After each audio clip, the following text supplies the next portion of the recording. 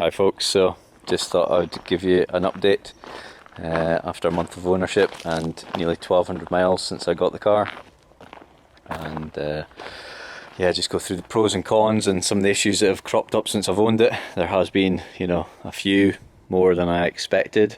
I knew the history of these cars and the problems that there was, but I didn't expect to you get quite a few of them within the first month, but I'm working through it. I do stay on a farm, hence why it's quite minging at one side. Country roads, you seem to clean the car every 3-4 days, to be honest. But yeah, just thought I'd go round and kind of give you an update. So the main thing that's kind of happened is in the last 10 days the car has developed a misfire, and when you plug it into the computer, because the engine management light came on, it does come up and say it's a misfire on cylinder number 1. So you start the car, everything sounds fine, but as you can see here, engine management light is on and it stays on until you clear it. I have cleared it on a few occasions now, but it just keeps on coming back. There's no pattern to it. You can hear just now that the car sounds fine.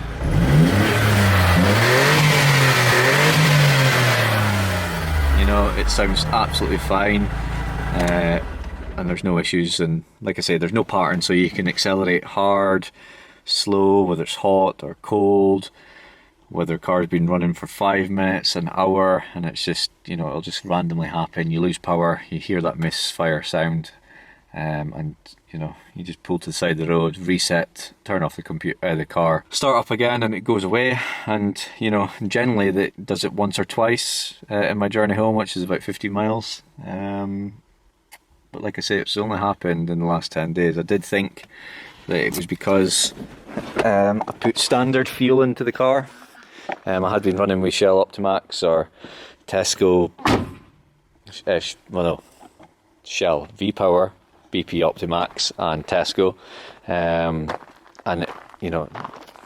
when the week that it happened, I filled it up once with normal fuel, so that has been drained. I have put in V-Power again, and it's not as bad, but it's still happening. So my first port of call is to look at fuel filter, plugs, that type of thing, and then from there I'll kind of move on to the HT leads, injectors, and just kind of see if I can get it resolved. If you've got any thoughts, just comment in the comment section below. The other thing that I've picked up is with the darker nights coming in, the headlights are absolutely atrocious. I mean, I was driving home last night and me and my partner couldn't even see literally 2-3 meters in front of us. It was embarrassingly bad, and the full beams are really good, but when a car comes towards you, obviously you've got to turn it off, and then you just literally can't see anything, so you end up slowing right down to 10 miles an hour. And yeah, that's something that'll need to be looked at quite quickly as the darker nights are coming in. So there is an upgrade which says it gives you 30% extra light. One of the issues that I've seen that they said is that the reflectors turn black, and there is a bit of a dark tinge there, so maybe this car's got that issue. And you can even see in here that the reflector at the back has got some rust on the reflector. So it seems like this car just leaks in every single place.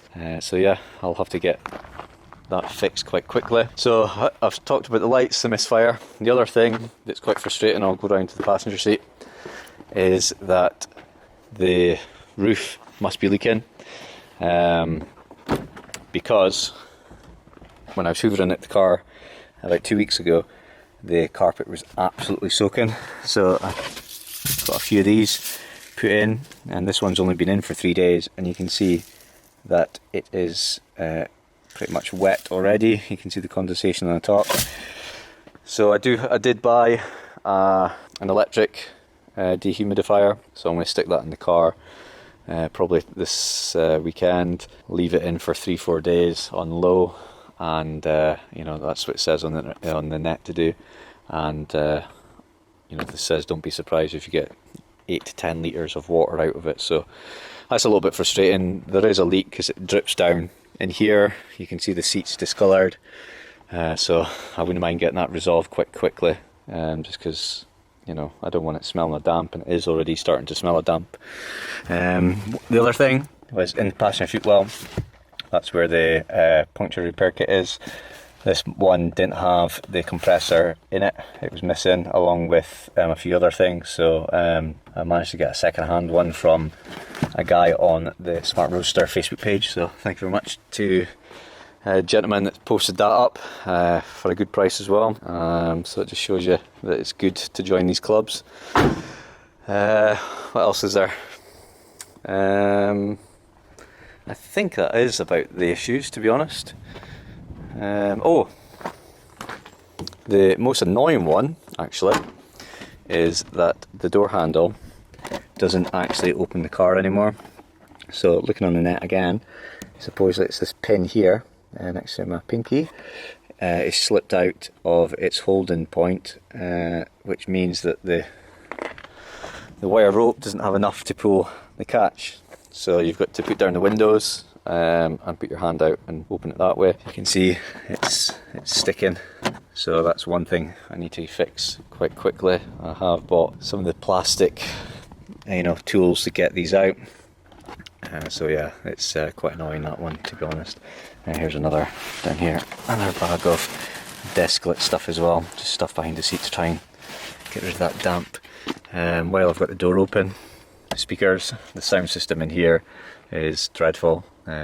Supposedly again it's because it's got paper cones, so a lot of the water runs down here, so the cones are probably rotten, so I will get that changed, and I'll probably put an under seat subwoofer as well that you get. A lot of people's been doing that because it sounds just really bad and tinny, but obviously I'll have to get the damp situation sorted.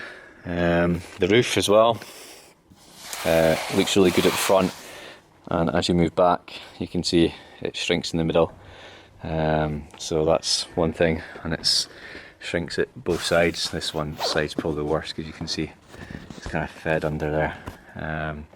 If I go and sit inside the car, you'll see that the glue is actually coming away.